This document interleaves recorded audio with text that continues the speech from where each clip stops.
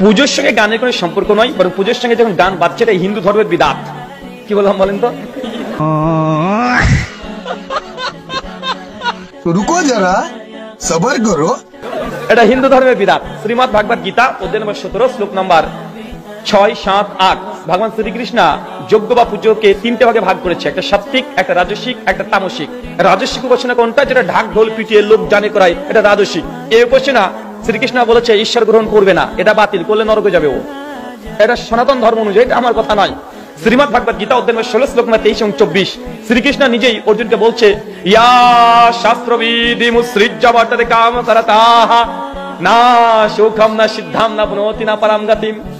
মানে বাংলা মানে ইয়া শাস্ত্রবিধি মুসৃজ্য বর্ততে কাম করতাহ, হে অর্জুন, যারা শাস্ত্রকে ছেড়ে দিয়ে, ধর্মগ্রন্থকে ছেড়ে দিয়ে নিজের কাম করতাহ, মন যা চায় সেইভাবে পুজো অর্চনা করে, যজ্ঞ অর্চনা করে, না সুখাম না সিদ্ধাম না ব্রতি না পরম গতিম, এ ব্যক্তি কখনো সুখ তো দূরের কথা, মোক্ষ লাভ তো দূরের কথা, এ কখনো স্বর্গে যাবে না, বৈকুণ্ঠের ধামে যাবে না, ও নরকে যাবে। এখন দুর্গাপুজোতে গান বাজছে, ওই হিন্দু ও এখন রাজস্বিক উপাসনা করছে।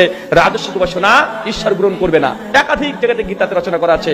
কেউ যদি বলে যে করবে, যেন আমাকে দেখাই কোথায় লেখা আছে যে রাজস্বিক উপাসনা ঈশ্বর গ্রহণ করবে। রাজস্বিক করবে না, ওই উপাসনা বাতিল, বেদাত।